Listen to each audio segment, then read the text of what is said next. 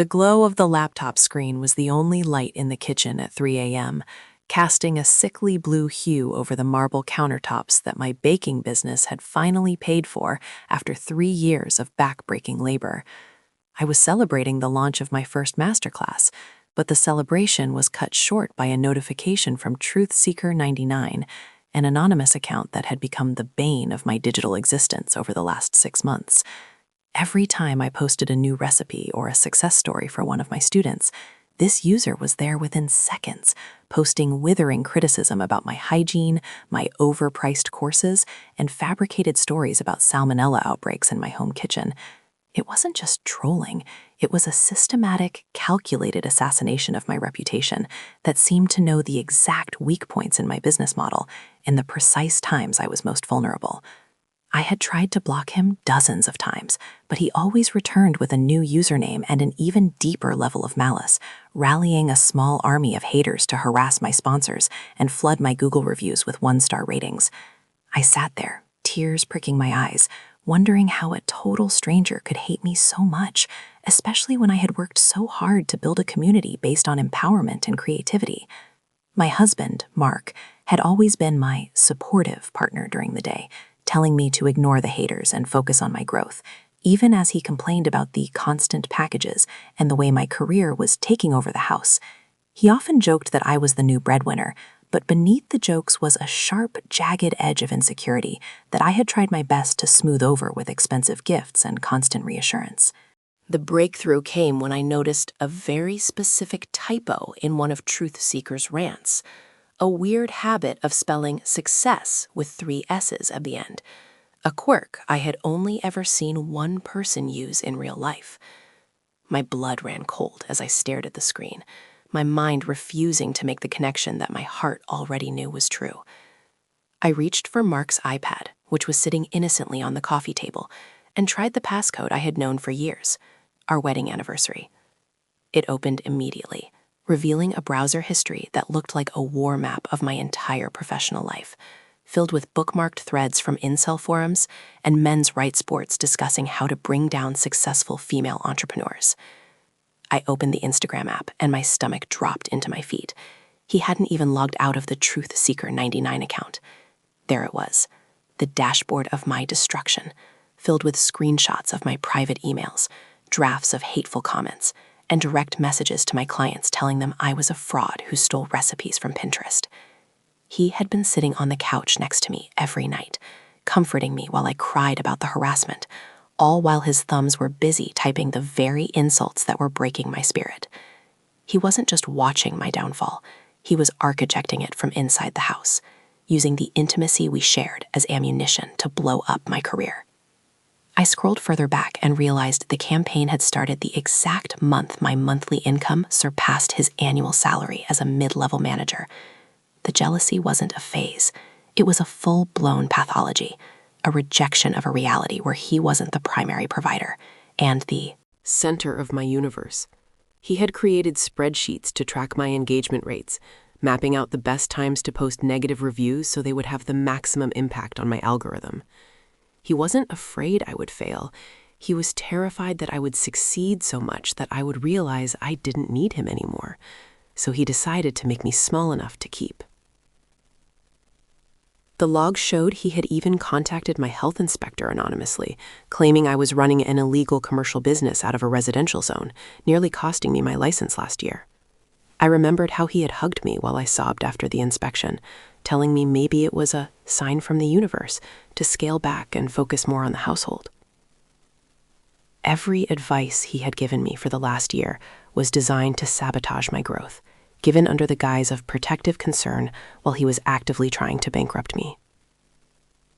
The man I loved had turned our marriage into a competition that only he was playing, and he was willing to destroy our financial future just to win a power struggle I didn't even know existed.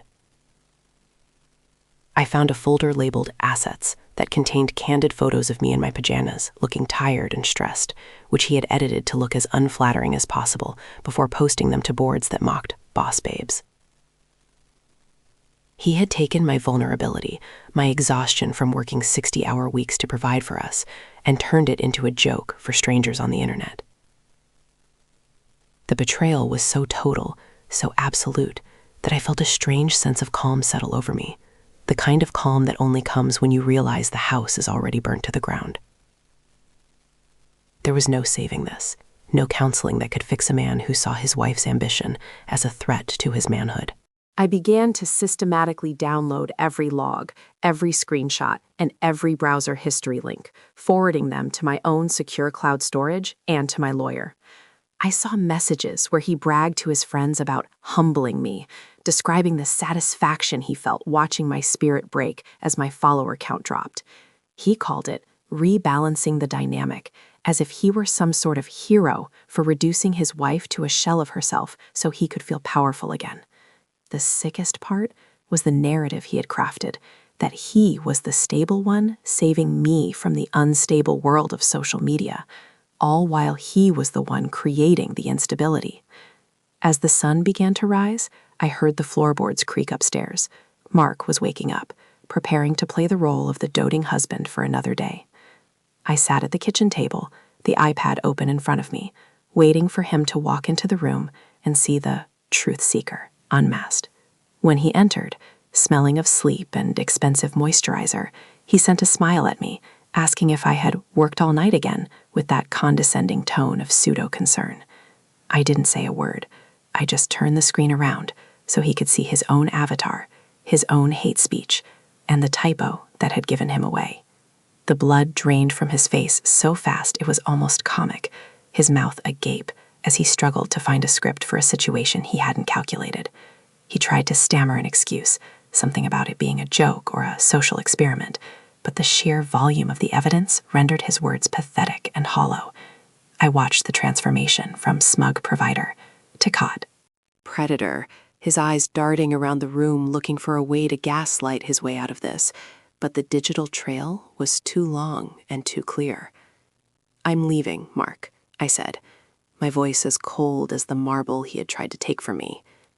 "And since you are so concerned about the health inspector, you'll be happy to know the lawyer is taking care of the commercial zoning for our new office, the one I'm moving into without you."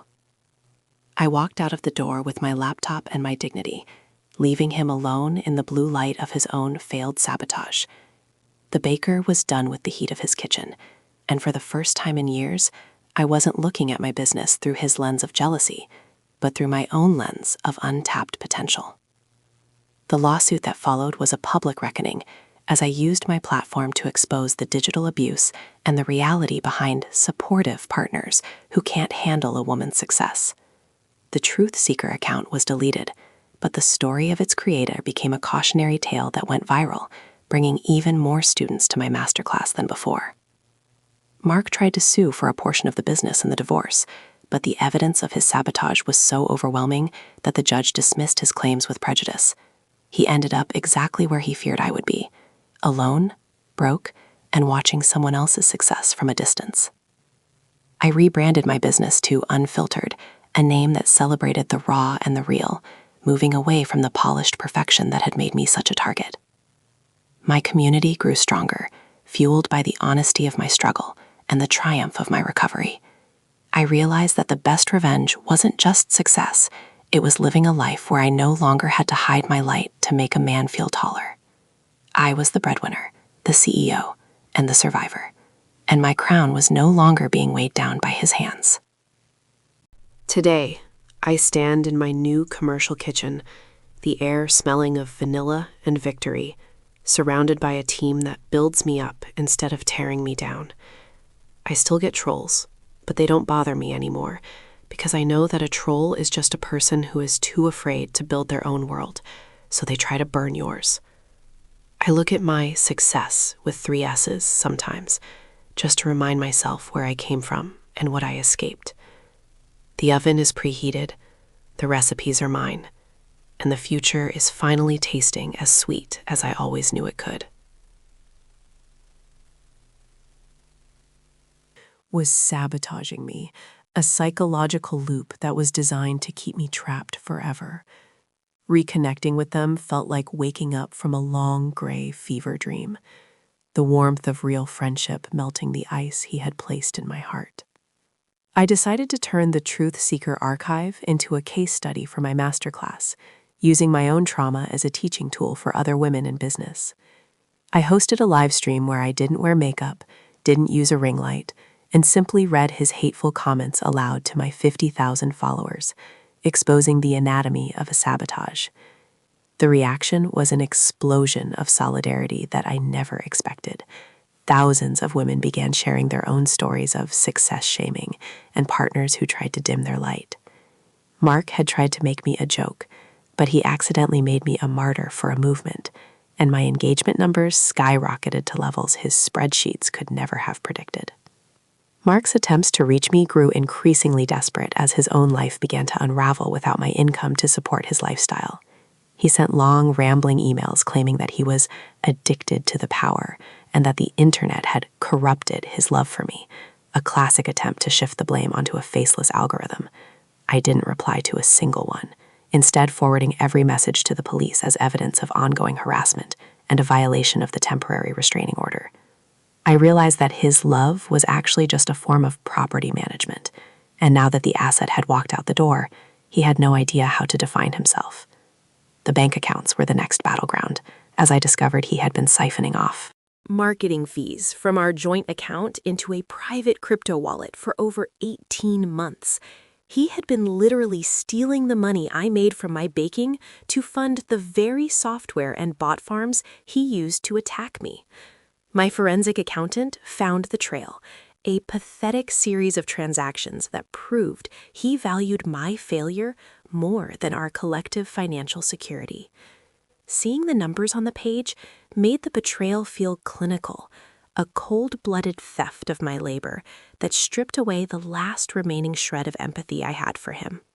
I moved into a small loft above my new commercial kitchen, a space that smelled permanently of yeast and hope, far away from the suburbs and the memories of his blue light malice.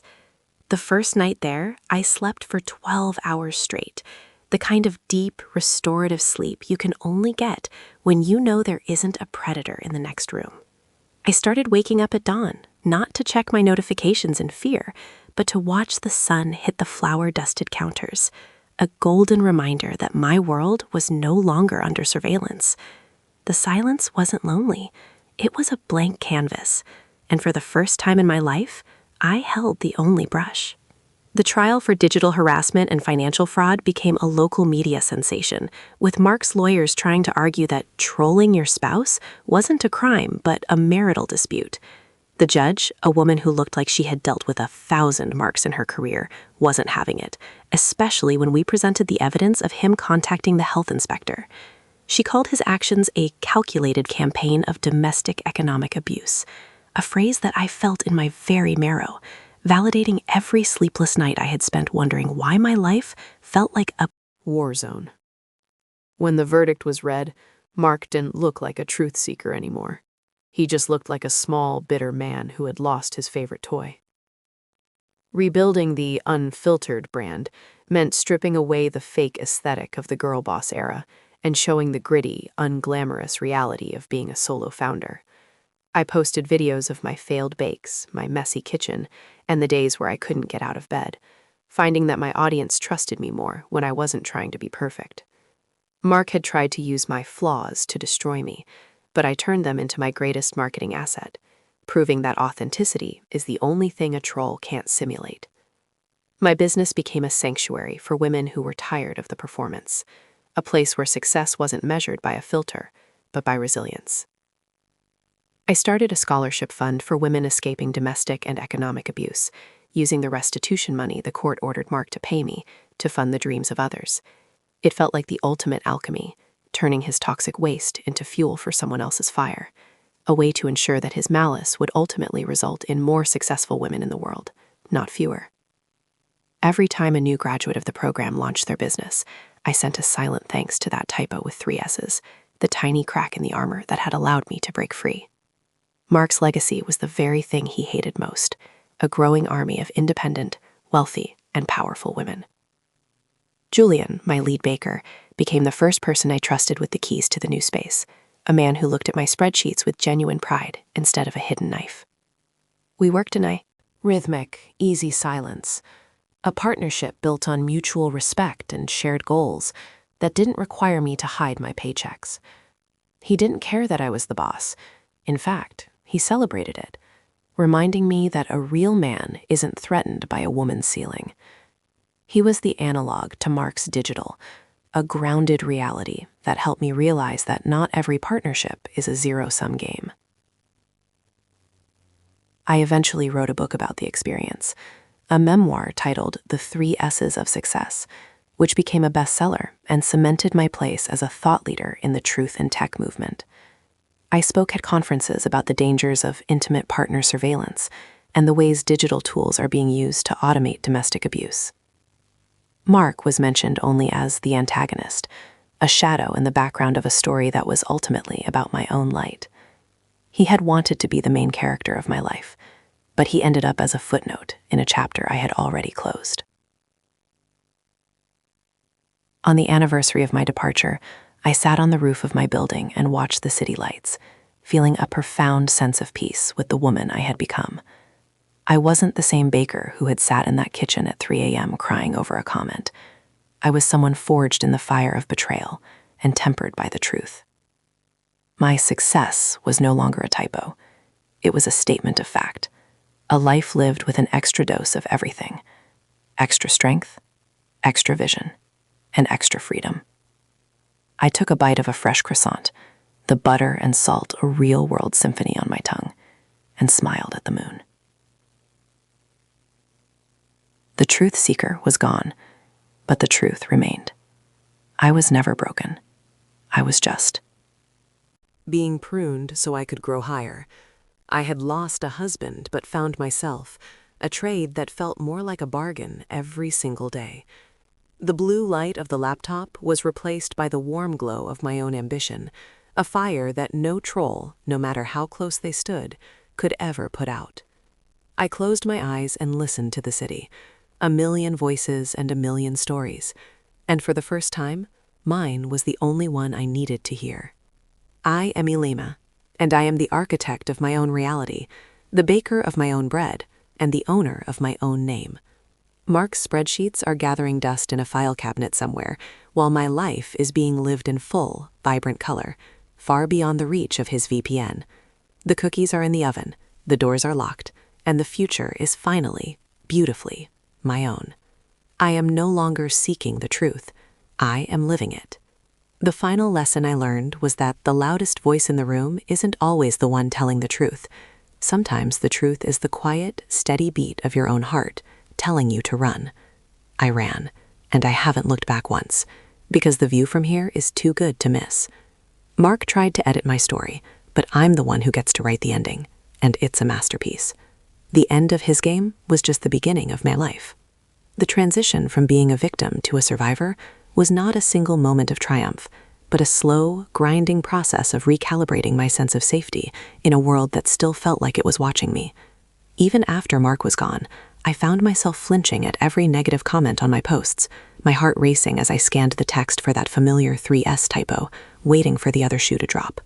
I had to hire a moderator to screen my feed, not because I couldn't handle the heat, but because I needed to preserve my mental energy for the actual work of baking and leading. It was a digital detox of the most literal kind, a purging of the parasitic influence that had convinced me that every stranger was a potential enemy, sent by the man who shared my bed. I discovered a hidden community of silenced founders, women who had gone through almost identical sabotages, hidden in the shadows of successful brands. We met in private signal chats, sharing strategies on how to protect our intellectual property from the people we loved, and how to spot the early warning signs of ego fragility in our partners. It was a secret society born of necessity, a network of women who had learned the hard way that a marriage certificate isn't always a shield, but sometimes a roadmap for a predator. We called ourselves the Unmasked, a nod to the fact that we had finally seen behind the curtain of the men who claimed to be our biggest fans, while sharpening their knives.